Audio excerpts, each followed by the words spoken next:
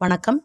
Business plus life with Kavitha Balraman YouTube சேனலில் இன்றைக்கு நாம் ஒரு சக்ஸஸ் ஆண்டர்பனர்னுடைய கதையை தான் பார்க்க போகிறோம். இவங்களோட பெயர் சாரா பிளேக்லி. சாரா பிளேக்லி இவங்க அமெரிக்க நாட்டை சேர்ந்தவங்க. இவங்களோட பிராண்டோட பெயர் ஸ்பாங்க்ஸ், SPANX. இந்த ஸ்பாங்க்ஸ் அப்படிங்கிற இந்த பிராண்டு எப்படி சாரா பிளேக்லியை உலக புகழ்பெற்ற ஒரு தொழில் முனைவோராக ஆக்குச்சு அப்படிங்கிற கதையை நாம் இப்போ பார்க்க போகிறோம். சாரா பிளேக்லி 1971 ஆண்டு அமெரிக்காவில் கிளியர் வாட்டர், ஃப்ளாரிடாவில் பிறந்தாங்க. இவங்க பார்த்திங்கன்னா அவங்களோட 27வது வயது வீடு வீடாக போயிட்டு ஒரு ஃபேக்ஸ் மிஷினை விற்பனை செய்யக்கூடிய ஒரு விற்பனையாளராக தான் அவங்களுடைய ஆரம்பகால வாழ்க்கையை அவங்க தொடங்கினாங்க. அதாவது ஒரு நிறுவனத்துக்கு ஃபேக்ஸ் மிஷின்ஸை விற்பனை பண்ணுறாங்க. எப்படி விற்பனை பண்ணுறாங்கன்னா, ஒவ்வொரு வீடுகளுக்காக போயிட்டு விற்பனை பண்ணி ஒரு வேலையை தான் அவங்க செய்கிறாங்க. இப்படி அவங்க செஞ்சிட்ருக்கும் போது அவங்க ஒரு விஷயத்தை பார்க்குறாங்க. அவங்களுமே அதை ரொம்ப அன்கம்ஃபர்டபுளாக ஃபீல் பண்ணுறாங்க. அவங்கள மாதிரி இருக்கக்கூடிய பெண்கள் எல்லாருமே ஒரு அசௌகரியத்தோடு இருக்கிறாங்க அப்படின்லாம் நினைக்கிறாங்க. எதை அப்படியெல்லாம் நினைக்கிறாங்க? ஒரு அசௌகரியமாக தனக்கும் தன்னை சுற்றி இருக்கக்கூடிய பெண்களுக்கும் எதை நினைக்கிறாங்கன்னு பார்த்தீங்கன்னா, பெண்களுக்கான ஆடைகளில், உடைகளில் ஒரு கஷ்டம் இருக்குது, அசௌகரியம் இருக்குது.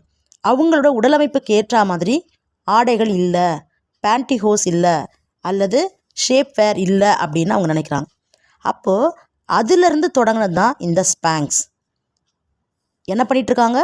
ஒரு ஃபேக்ஸ் மிஷினை விற்பனை பண்ணுறாங்க, வேலை பார்க்குறாங்க. அப்போது இந்த வேலை வேண்டாம், நாம் தொழில் பண்ணலாம் அப்படின்ட்டு இந்த ஐடியா, எந்த ஐடியா? இப்படி அசௌகரியமான உடைகளை போட்டுட்டு பெண்கள் அவதிப்படுறாங்க, இதிலேருந்து ஒரு டாட்டா பை பைக் சொல்லணும், இதிலேருந்து இவங்களை வெளியில் கொண்டு வர வைக்கணும். அப்போ அவங்களுக்கு கம்ஃபர்ட்டாக கொடுக்கக்கூடிய உடலமைப்புக்கு ஏற்ற மாதிரியான ஆடைகளை நம்ம உற்பத்தி பண்ணணும், நம்மளுடைய ஷேப் வேர்ஸு சிறப்பாக இருக்கணும் அப்படிங்கிற ஒரு முடிவெடுத்து அந்த சமயத்தில் அவங்கக்கிட்ட ஒரு 5000 ரூபாய் அமெரிக்க டாலர்கள் சேமிப்பு இருந்தது. ஸோ அந்த 5000 ரூபாய் அமெரிக்க டாலர்கள் சேமிப்போட இவங்க என்ன பண்ணுறாங்கன்னா ஸ்பாங்க்ஸ் பிராண்டை தொடங்குறாங்க. ஸோ தொடங்கின உடனே அவங்களுக்கு ஆர்டர்ஸ்லாம் கிடச்சிருமா, வாங்கிடுவாங்களா அப்படின்னா எல்லா தொழிலை போலும் தான் நிறைய சிரமங்களுக்கு அவங்க ஆளாகிறாங்க. இன்னும் சொன்னப்போனால் ஒரு 2 வருஷங்கள் வரைக்கும் அவங்க ரொம்ப பிரச்சனைகளை சந்திக்கிறாங்க. நிறைய உற்பத்தியாளர்களெல்லாம் போய் பார்க்குறாங்க. எப்போ யாரை போய் பார்த்தாலும் அவங்க எல்லாரும் நோ தான் சொல்கிறாங்க, ரிஜெக்ட் பண்ணுறாங்க. எல்லாருமே இவங்களுடைய ப்ராடக்ட் மறுக்கிறாங்க, வேண்டான்னு சொல்கிறாங்க. அந்த சமயத்தில் வடக்கு கரோலினா அப்படின்னு சொல்லக்கூடிய ஒரு மாகாணத்தில் ஒரே ஒரு டிபார்ட்மெண்டல் ஸ்டோர், அது கூட என்னென்னா க்ளோதிங் கம்பெனியோ க்ளோதிங் ஃபேக்ட்ரியோலாம் கிடையாது, ஆடைகளுக்கான பிரத்யேகமான நிறுவனங்கள்லாம் இல்லை. ஒரு டிபார்ட்மெண்டல் ஸ்டோரில் நெய்மன் மார்க்கஸ் அப்படிங்கிற ஒருத்தர் இவங்க சொல்லக்கூடிய ஐடியாவினால் அட்ராக்ட் ஆகி, சரி நீங்கள் எங்களோட பொருட்கள்லாம் கொடுங்க, நாம் விற்பனை செய்யலாம் அப்படின்னு சொல்கிறாங்க. அப்போது அந்த டிபார்ட்மெண்டல் ஸ்டோரில் தான் இந்த ஸ்பாங்க்ஸ்ன்ற பிராண்டை அவங்க என்ன பண்ணுறாங்கன்னா அறிமுகப்படுத்துகிறாங்க. ஸோ 2 வருடங்கள் கடினமான பிரச்சனைகளுக்கு உள்ளாகிறாங்க. அதுக்கு நடுவில் இவங்க பண்ணுறாங்கல்ல, அதுக்கு என்ன பண்ணணும்? அமெரிக்காவிலலாம் பார்த்திங்கன்னா எந்த ஒரு புதிதாக ஒரு பொருளை உற்பத்தி பண்ணாலும் அதுக்கு பேட்டன்ட் வாங்கணும், அதாவது காப்புரிமைன்னு நம்ம சொல்லுவோம் இல்லையா. ஸோ அப்படியான காப்புரிமைகள் அவங்க வாங்குறதுல கூட நிறைய சிக்கல்கள் இருந்தது. என்ன சிக்கல்கள்னால், இவங்களுக்கு தனிப்பட்ட முறையில் ஒரு லாயர் அமர்த்துறதோ, இல்லை இவங்களுக்கு ஒரு அசிஸ்டன்ட் பணியாளர் நியமித்து அவங்க போயிட்டு வர்றது, அந்த மாதிரிலாம் எதுவுமே செய்ய முடியல. ஸோ அந்த எல்லா வேலைகளும் அவங்க என்ன பண்ணுறாங்கன்னா, அது ஒரு எழுத்து பணியாக இருக்கட்டும், அல்லது இந்த லாயர் செய்யக்கூடிய வேலையாக இருக்கட்டும், இந்த மாதிரியான எல்லா வேலைகளுமே அவங்களே தான் பண்ணுறாங்க. அந்த மாதிரி பண்ணி முடித்ததுக்கப்புறம் தான் அவங்க என்ன பண்ணுறாங்கன்னா, நேமன் மார்க்கஸோட டிபார்ட்மெண்டல் ஸ்டோரில் இவங்களுடைய ப்ராடக்ட்ஸை தயாரித்ததெல்லாம் அறிமுகப்படுத்துகிறாங்க. ஸோ இப்படியே இவங்களுடைய முதல் கட்டம் இந்த உலகத்துக்கு வெளியில் வருதுன்னு சொல்லலாம். அதாவது அந்த வடக்கு கரோலினாவில் இருக்கக்கூடிய மக்கள் இவங்களோட ஸ்பாங்க்ஸ் பிராண்டை வாங்குகிறாங்க. ஸோ சாரா பிளேக்லியோடைய முதல் 2 வருடங்கள் மிக கடுமையான எப்படி சொல்கிறது, போராட்டங்களுக்கு இடையில் தான் ப்ராடக்ட்ஸ் அவங்க வெளியில் கொண்டு வராங்க. அதற்கப்புறம் பார்த்திங்கன்னா 2000ஆவது ஆண்டு ரொம்ப ரொம்ப ஒரு முக்கியமான மைல்ஸ்டோனாக அவங்களோட வாழ்க்கையில் இருக்குது.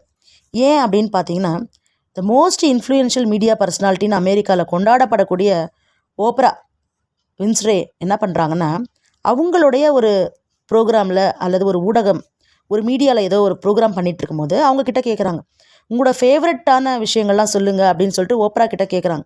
அப்போ அந்த சமயத்தில் அமெரிக்காவின் செல்வாக்கு மிக்க ஒரு ஊடக நபரான ஓப்ரா வின்ஃப்ரே என்ன சொல்கிறாங்க அப்படின்னா, எனக்கு என்னோடய ஃபேவரட் திங்ஸில் ஸ்பேங்க்ஸும் உண்டு. ஸ்பேங்க்ஸோடைய பொருட்கள் வந்து என்னோடய பட்டியலில் முதல் இடத்துல இருக்குது அப்படின்னு சொல்கிறாங்க.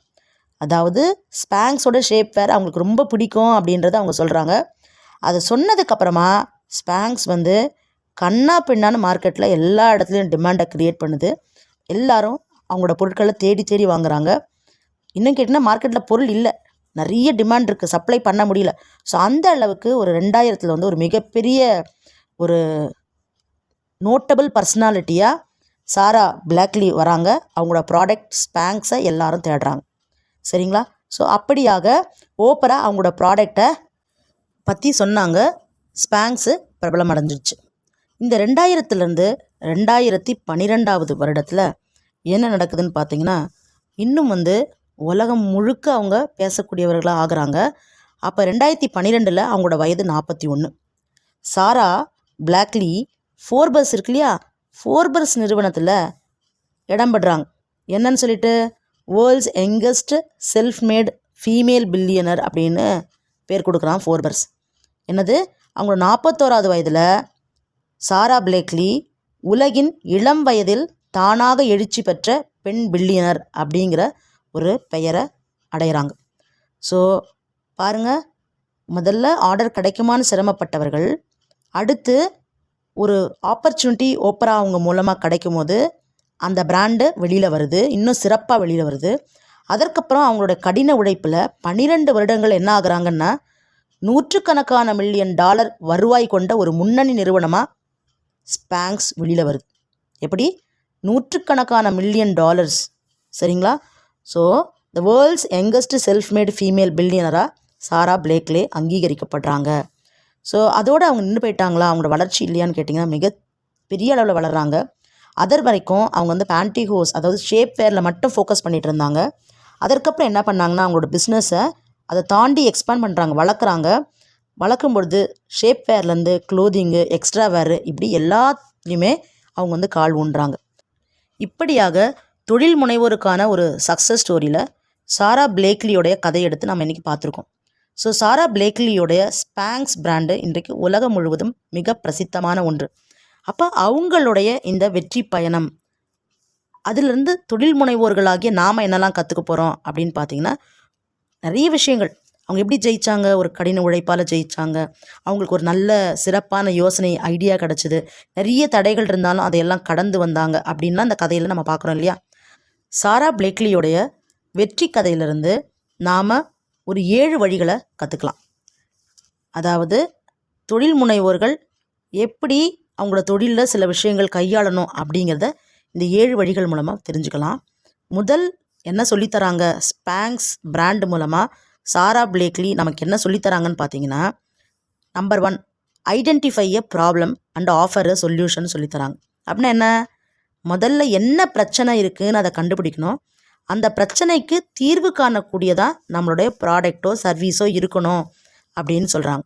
ஸோ அவங்களோட ஸ்பேங்க்ஸ் பிராண்ட் என்ன பண்ணுது, இந்த ஷேப் வேரில் பெண்களுக்கான ஆடைகளில் உடைகளில் உடலமைப்புக்கு ஏற்ற மாதிரியாக இல்லை, நிறைய சிரமங்கள்லாம் இருக்குது, இது ஒரு ரொம்ப சவாலாக இருக்குது, பிரச்சனைலாம் இருக்குது அப்படின்னு கண்டுபிடிக்கிறாங்க.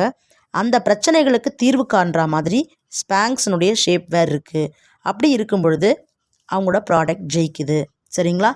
2வது வழி நம்ம என்ன தெரிஞ்சுக்கிறோன்னு பார்த்தீங்கன்னா, start small but dream big அப்படின்னு சொல்கிறாங்க. எதையுமே ஆரம்பிக்கும் பொழுது சிறியதாக தொடங்கலாம், தவறில்லை. அதற்கப்புறமா நாம் அதை பெரிய லெவலில் கொண்டு போகணும், பெரிய அளவில் கனவு காணணும்னு சொல்கிறாங்க. எப்படி? தொழிலை ஆரம்பிக்கும் பொழுது அவங்களோட இன்வெஸ்ட்மெண்ட்டு ரொம்ப கம்மியான இன்வெஸ்ட்மெண்ட்டில் தொடங்கப்பட்ட தொழில் தான். அவங்க ஒரு ஆள் தான் எல்லாத்தையுமே செஞ்சாங்க. ஆனால் அதற்கப்புறம் முயன்று போராடி ஸ்பேங்க்ஸ் வந்து இன்றைக்கு மிகப்பெரிய பில்லியனர் கம்பெனியாக மாறியிருக்கு. ஸோ அதற்கு வந்து நம்ம சாரா பிளாக்லி கிட்டேருந்து என்ன கற்றுக்குறோம், சின்னதாக தொடங்கணும், ஆனால் அதுக்கப்புறம் அதை பெரியதாக கொண்டு போகணுங்கிற வழியை நம்ம தெரிஞ்சுக்கிறோம். 3வது, persistence in the face of ரிஜெக்ஷன்னு சொல்கிறாங்க. ரொம்ப முக்கியமான பாயிண்ட்டுங்க. Persistence in the face of rejection அப்படின்னா என்ன, நமக்கு நிறைய தடைகள் வரும், நிறைய தடைக்கற்கள் வரும். அதை விட வந்து நம்மளை அங்கீகரிக்கிறதுக்கு யாருமே முதல்ல வரமாட்டாங்க. நோ தான் நிறைய இடத்துல இருக்கும். ஆனாலும் நாம் அதை தாண்டி முன்னேறி போயிட்டே இருக்கணும். இப்போ பெர்சிஸ்டன்ஸ் அப்படின்னு என்னென்னா, தொடர்ந்து நம்மளுடைய முயற்சிகளில் ஈடுபட்டே இருக்கணும், முயற்சி செய்து கொண்டே இருக்கணும் அப்படின்னு சொல்லிட்டு தொழில் முனைவோர்களுக்கு ரொம்ப முக்கியமான ஒரு கருத்தை வந்து நம்ம ஸ்பாங்க்ஸ் பிராண்ட்லேருந்து தெரிஞ்சுக்கிறோம். 4வது அப்படின்னு பார்த்தீங்கன்னா லெவரேஜ் இன்ஃப்ளூயன்ஷியல் பிளாட்ஃபார்ம்ஸ்ன்னு சொல்கிறாங்க. அப்படின்னா என்னென்னா நாமளே ஜெயிப்போம், நாமளே தனியாக பண்ணுவோன்னு எப்பயுமே இருக்கக்கூடாது. நம்மளை சுற்றி இருக்கக்கூடிய முக்கியமான நபர்கள், முக்கியமான பிராண்டு அல்லது பிரபலங்கள், இவர்கள் மூலமாக நமக்கு ஒரு வாய்ப்பு, அங்கீகாரங்கள் கிடைக்குது, நம்மளுடைய தயாரிப்புகள் கிடைக்குதுன்னா அதை பயன்படுத்திக்கணும். ஆப்பர்ச்சுனிட்டியை க்ரியேட் பண்ணணும், அல்லது ஆப்பர்ச்சுனிட்டி நமக்கு வருதுன்னா அதை பயன்படுத்திக்கணும் அப்படின்னு சொல்கிறாங்க. So leverage influential platforms. அதுக்கு பெரிய விஷயந்தான் என்னென்னா அவங்க மீடியா பர்சனாலிட்டியான ஓப்ரா வின்ஃப்ரே அவருடைய 2000 அவங்க ஒரு மேடையில் பேசின ஸ்பாங்க்னுடைய பிராண்டை பற்றி பேசினது தான் அவங்களுக்கு ஒரு மிகப்பெரிய வாய்ப்பாக க்ரியேட் ஆச்சு இல்லையா, அதனால் அப்படி சொல்கிறாங்க. 5வது பாயிண்ட் அப்படின்னு பார்த்தீங்கன்னா ஃபோக்கஸ் ஆன் கஸ்டமர் நீட்ஸ்ன்னு சொல்கிறாங்க. அப்படின்னா என்ன, அதாவது எனக்கு ஒன்று தெரியும், எனக்கு ஈஸின்னு சொல்லிட்டு தொழில் செய்யக்கூடாது. இது கஸ்டமருக்கு தேவை, இது கஸ்டமரினுடைய நீடு, அவங்களுக்கு இது அவசியம், அத்தியாவசியம் செய்யும் பொழுது நம்மளால் அதில் ஜெயிக்க முடியும். அதனால கஸ்டமர் ஃபோக்கஸாக நம்மளோட ப்ராடக்ட் இருக்கணும் அப்படிங்கிறத நம்ம இந்த பிராண்டு மூலமாக தெரிஞ்சுக்கிறோம். 6வது பார்த்திங்கன்னா டோன்ட் பி அஃப்ரைட் ஆஃப் ஃபெயிலியர்னு சொல்கிறாங்க.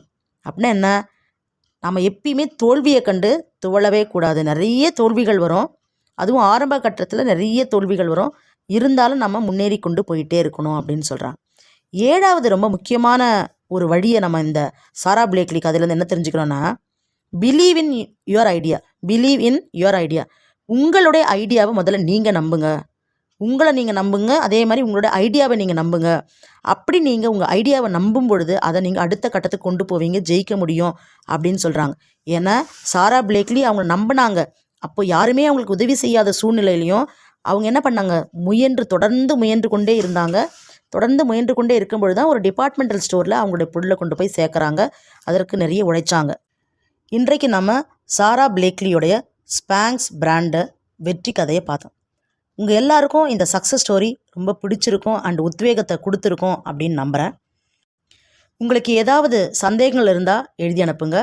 மறக்காமல் லைக் பண்ணுங்கள், கமெண்ட் பண்ணுங்கள். மீண்டும் ஒரு வெற்றி கதையோட business plus life with Kavitha Balaraman YouTube சேனலில் உங்களை சந்திக்கிறேன். நன்றிகள், வணக்கம்.